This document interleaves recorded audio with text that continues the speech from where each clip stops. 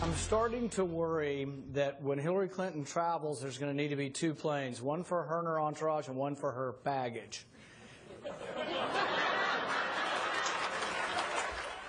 2016 hopeful Rand Paul taking on Hillary Clinton. That comment over the weekend in New Hampshire, and Kentucky Senator Rand Paul and others.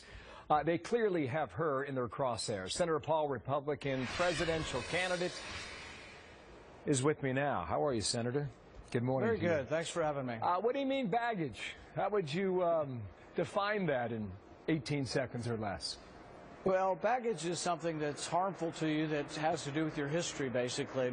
And I think her lack of defense of her Benghazi is baggage. I think her email server that was not a government server is baggage. And I also think these contributions to the Clinton Foundation are baggage. So, yeah, I think she'll need a whole plane for it. On that Clinton Foundation, you were quoted, I believe it was in the New York Times, right, 2 days ago, as saying that the revelations in the book will, quote, shock people.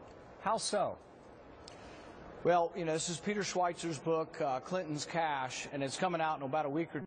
I don't have all the details, but I have been briefed on it, and I do know that he's gone through and meticulously detailed where the contributions have come to for the foundation, and I think it's unseemly. Basically, we have, the Constitution specifically says you can't take gifts from foreign governments, and is it somehow skirting or going around the law to accept them through your foundation? I think it is, and it has a real sense of impropriety, and I think it ought to stop. One thing that needs to be nailed down here, I don't know if you know the answer. If you can, offer it now. Did the speaking arrangement and the fee come before the alleged policy change, or was it the other way around? I don't know the details. I read in the New York Times article yesterday that apparently Bill Clinton's speaking fees went up astronomically after she became Secretary of State. So he was speaking for about $200,000 an hour, and then he began speaking for $500,000 an hour after, you know, that she was approved to be Secretary of State. I guess what I'm trying to figure out, was he paid before the policy change, or did the policy change come before the speaking engagement was even booked? I think you'll have to get the book to find that out and have Peter on, because I think there are going to be enormous amounts of details. It's a very detailed book with all the facts lined up, and I'm just not at liberty, nor do I have a complete grasp of all the facts to recite them. Well, John Podesta runs her campaign. I know you know that, and he was on Charlie Rose yesterday.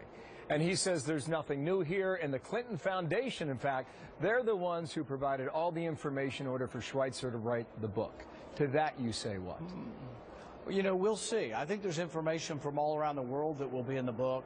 I also think that there's something big here, and the big thing is the idea of taking money from foreign countries. We have campaign finance laws that say you can't take money from foreign citizens or from foreign governments. She's taking money from countries that abuse the rights of women. She's going to have to explain how that's consistent with supposedly being a proponent of women's rights when she's taking money from countries that publicly whip women who have been raped. So something's not right here, and I think people are going to ask a lot of questions. The book is out on May 5th. Let's talk about your campaign, because people want to know if you get the nomination, how you would govern. Lindsey Graham said this about your worldview. Generally speaking, you have done more wrong than right. John McCain says you don't understand. You display this kind of naivete since you came to the Senate. What's going on there? This comes from a group of people who've been wrong about every foreign policy issue over the last 2 decades. I'll give you a couple of examples where they support the president's foreign policy and I don't. They supported Hillary Clinton's war in Libya. They supported President Obama's bombing of Assad. They also support President Obama's foreign aid to countries that hate us. So if there's anyone who is the most opposed to President Obama's foreign policy, it's me. And these people who call loudest to criticize me are great proponents of President Obama's foreign policy. They just want to do it 10 times over. But I'm the only one actually standing up and saying the war in Libya was a mistake. The bombing of Assad would make ISIS stronger. The arms to the Islamic rebels would make ISIS stronger. So I'm really the one standing up to President Obama, and these people are essentially the lapdogs for President Obama, and I think they're sensitive about that. Well, how will you define yourself? I mean, you're an interventionist or an isolationist? You will be asked that question repeatedly, and you will say what? I'm a Reagan Republican. I believe in a strong national defense. I believe in peace through strength. I think that intervention's not always the answer, and that some interventions lead to unintended consequences. So, for example, Hillary's war in Libya has made Libya less stable, more chaotic, and has allowed the rise of radical Islam. So we are more at risk after that war. It was a mistake for that war to occur and for the U.S. to be involved with toppling Gaddafi. Realize that these people who criticize me were for giving arms to Gaddafi last year or the year before they were for toppling Gaddafi. So they're on the both sides of so many wars. Some of these critics are for bombing both sides of the Syrian war. Their foreign policy is so disjointed, confusing, and chaotic that really people need to re-examine those who want to be involved in every war. I say we get involved when there's an American interest. I think we do have to militarily stop ISIS, but I am sad that ISIS got a lot of the weapons from interventionists in my party and the president who gave them the weapons indirectly. The word I got from New Hampshire over the weekend is that you guys are playing nice. Perhaps I'll play not. nice.